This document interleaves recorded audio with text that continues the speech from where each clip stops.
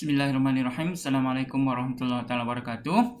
Okay, jadi kita masuk kepada sekatan perdagangan antarabangsa. Okey, sambung daripada yang sebelum ni. Okey, sekatan perdagangan antarabangsa, kalau awak tengok dekat sini ada 6 ya.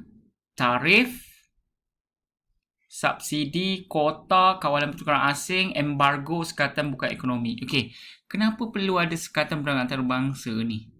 Okey, nanti kita tengok kenapa ya. Tapi yang ni awak belajar jenis-jenis sekatan perdagangan antarabangsa. Okey, perdagangan antarabangsa macam awak dah belajar sebelum ni ialah perniagaan yang melibatkan lebih daripada maksudnya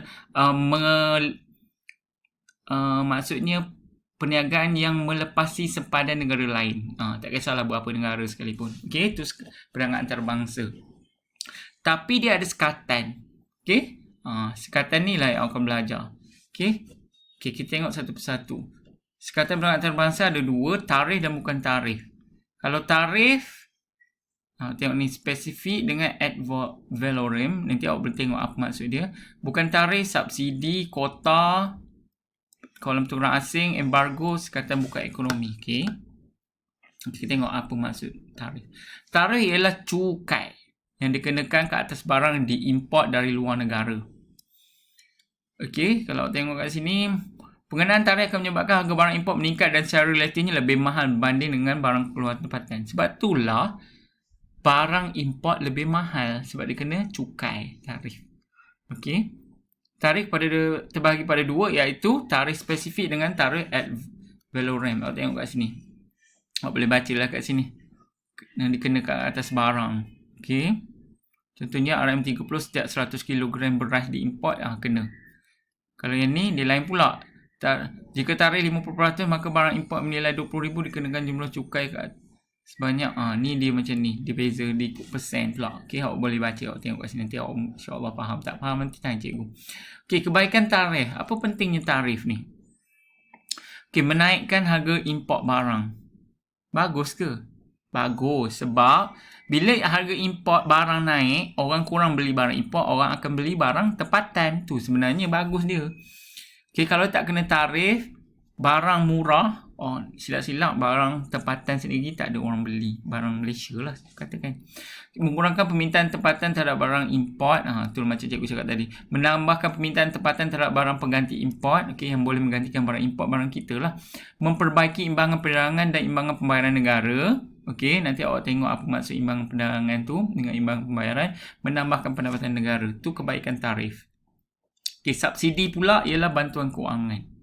Apa bagusnya bantuan kewangan? Contohlah, biasanya bantuan kewangan ataupun subsidi ni beri pada barang keperluan. Contohnya kalau gula. Sebab tu harga dia lebih murah. Katakan RM2 lebih kan. Tu sebabnya subsidi. Minyak, macam minyak masak kan. Ataupun petrol. Tu dah ada subsidi. Kalau tak, harga dia lagi mahal. Okey. Okey. Jadi bantuan kewangan diberikan oleh kerajaan kepada pengeluar tempatan untuk membolehkan bersaing dengan pengeluar negara asing. Kalau dia tak bagi subsidi bantuan tu, harga tu lebih murah, kan mahal. Nanti setanding dengan barang import yang lain, jadi orang pun tak beli juga barang tempatan. Sebabnya nak bagi laku sebenarnya barang tempatan. Okey. Tujuan dia subsidi ni mengurangkan kos pengeluaran, diberi kepada pengeluar barang ekspor menjadi lebih murah untuk lebih daya saing. Mintaan terhadap barang keluaran tempatan akan meningkat macam cikgu cakap tadi. Okey, seterusnya kota. Kota, okey, contohnya nak masuk sekolah agama, kota dia 100 orang dia boleh. Tu maksud dia kota. Dia hadkan berapa. Jadi barang barang import pun sama. Okey. Sekatan perdagangan terhadap jumlah barang yang boleh diimport dalam suatu jangka masa tertentu. Okey, dia akan sekat berapa. Had maksimum ni yang macam cikgu cakap tadi, yang boleh diimport. Contohnya kereta import berapa je boleh masuk dalam negara kita. Menyebabkan penawaran terhadap barang import berkurang, memang saja nak bagi berkurang sebab supaya barang kita laku. Permintaan pengguna terhadap barang tempatan akan meningkat. Betul lah, barang kita akan meningkat lah. Tu bagus dia kota. Okey. Kawalan pertukaran asing. Okey, apa maksud kawalan pertukaran asing? Okey, menghadkan pembelian pertukaran asing. Okey, maksudnya duit yang boleh tukar tu dia hadkan berapa je jumlah.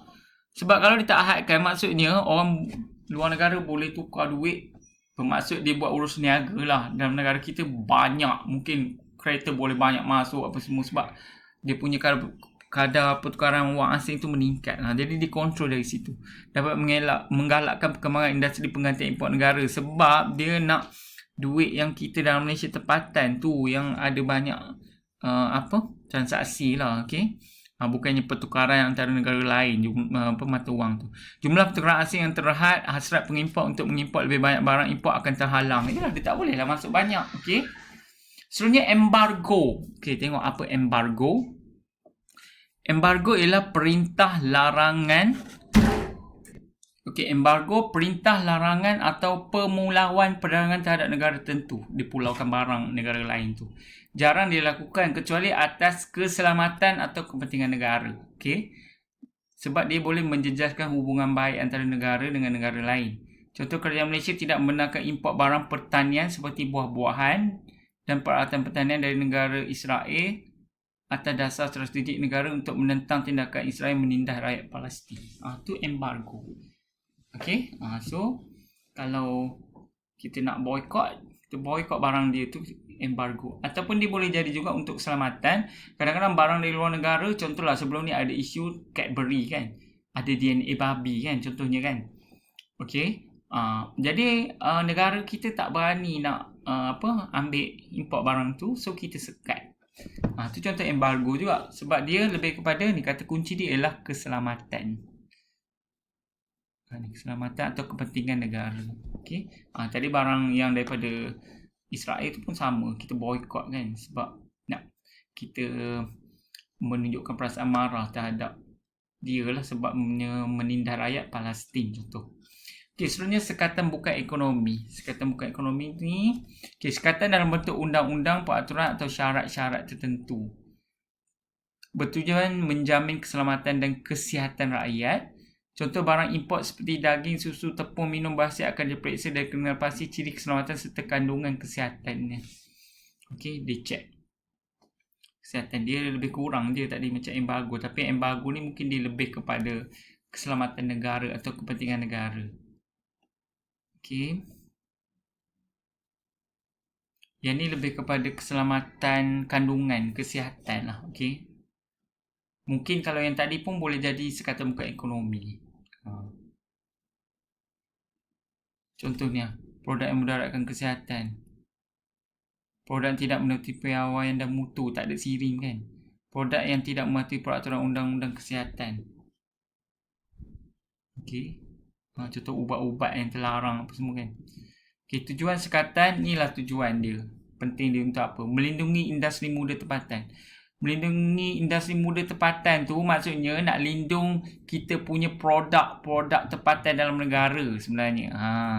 Yang kedua, menghadapi persaingan sebab at least kita boleh bersaing dengan negara lain. Produk kita pun masih lagi laku. Sebagai sumber hasil kerajaan, kalau orang tak beli produk Malaysia, kerajaan tak dapat hasil.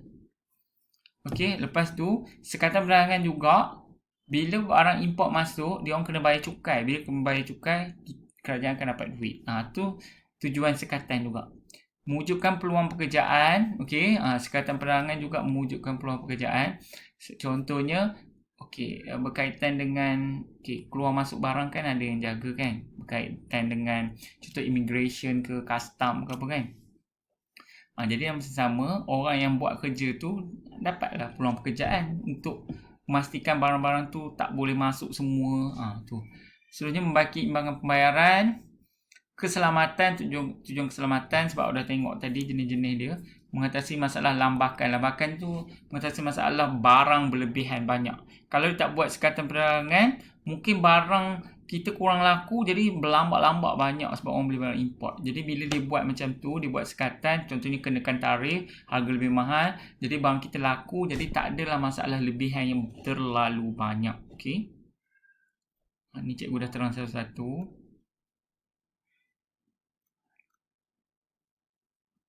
Ni kesan tarif, subsidi, kota terhadap perdagangan antarabangsa.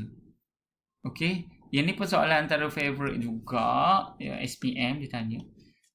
Okey, yang ni awak kena faham keluk je. Awak cubalah baca dulu. Nanti sebab ada pelajar dia tak suka jawab soalan macam keluk ni. Tapi sebenarnya senang. Okey. Okey, ni awak kena hadam dulu baca. Kesan pelaksanaan subsidi, kesan pemberian subsidi, kesan pelaksanaan kuota. Okey.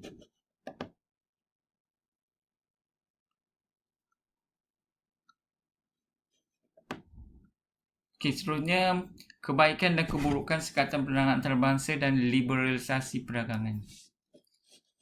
Okey, kebaikan dia, perdagangan, sekatan perdagangan. Tadi kepentingan dia, kebaikan dia lebih kurang ni sebenarnya. Mengurangkan penawaran barang import. Yelah, sebabnya kita nak bagi barang Malaysia, barang tempatan laku. Meningkatkan permintaan terhadap barang tempatan, mengurangkan pengangguran, meningkatkan pendapatan negara, memperbaiki imbangan pembayaran, melindungi industri tempatan. Okay, ni senang dia, awak hafal dia punya fakta. Keburukan, kadang-kadang ada yang logik awak boleh bagi je jawapan asalkan maksud dia sama. Keburukan sekatan perdagangan antarabangsa, salah pengagihan sumber, merugikan pengguna, sebab pengguna bila sekat dia punya pilihan dia tak banyak lah, sebab yang barang import yang masuk tak banyak. Pengagihan pendapatan tak adil. Okey, mengurangkan ekspor. Okey, sebab apa mengurangkan ekspor? Sebab bila kita sekat barang import masuk, negara lain pun sama, dia akan sekat juga sebab dia pun nak melindungi industri tempatan dia juga. Jadi barang ekspor pun kurang, kita boleh ekspor banyak. Mewujudkan monopoli. Monopoli tu maksud menguasai pasaran. Seterusnya ketidakcekapan dalam industri tempatan. Dia makin tak cekap lah sebab barang import masuk kurang. Jadi persaingan tu, jadi orang nak cuba buat produk lagi berkualiti tu dia kurang, sebabnya barang kita tetap akan laku. Sebabnya barang import tak boleh masuk banyak. Okey, liberalisasi. Okey, kalau tengok maksud dia, tiada syarat pegangan atau sekatan dalam hubungan perdagangan antara sebuah negara dengan negara lain. Contoh agama Islam, betul ke agama yang liberal? Inilah maksud liberal tu, liberalisasi. Okey, tiada syarat pegangan atau sekatan dalam hubungan perdagangan. Okey. Liberalisasi melibatkan kelonggaran dalam pegangan ekuiti asing, pengurangan tarif. Ni dari sudut ekonomi ya. Bukan daripada sudut liberalisasi agama tadi ya. Cikgu bagi contoh je supaya awak faham maksud liberal tu. Okey, kebaikan liberalisasi perdagangan, keburukan liberalisasi perdagangan. Kalau awak faham maksud dia tiada syarat pegangan atau sekatan, maksud liberalisasi tu mungkin awak boleh bagi jawapan yang logik juga untuk kebaikan ataupun keburukan. Contohnya, kalau tiada syarat pegangan atau kelonggaran tu kan, dia melibatkan kelonggaran. Okey, kebaikan dia, liberalisasi perdagangan ni, urusan perniagaan, dia ada interaksi dan transaksi antara negara terlibat menjadi lebih intensif. Maksudnya baguslah sebab dia terbuka. Tapi kalau keburukan contohnya, ketidakupayaan industri tempatan untuk bersaing. Ialah sebabnya kurang bersaing sebab produk tempatan tetap akan laku sebab kita dah hadkan barang import tadi. Dan seterusnya awak boleh tengok dan baca ni. Okey, sebab dia fakta. Kalau awak faham mungkin boleh bagi jawapan yang logik, tapi masih lagi menepati walaupun jawapan tak sebiji macam yang dalam ni ya. Okey, so kita stop sampai sini. Nanti kita sambung kepada blok ekonomi dan perjanjian perdagangan. Okey, jadi itu saja untuk hari ini. Kalau ada apa-apa masalah boleh WhatsApp cikgu. Okey, jadi terima kasih. Assalamualaikum.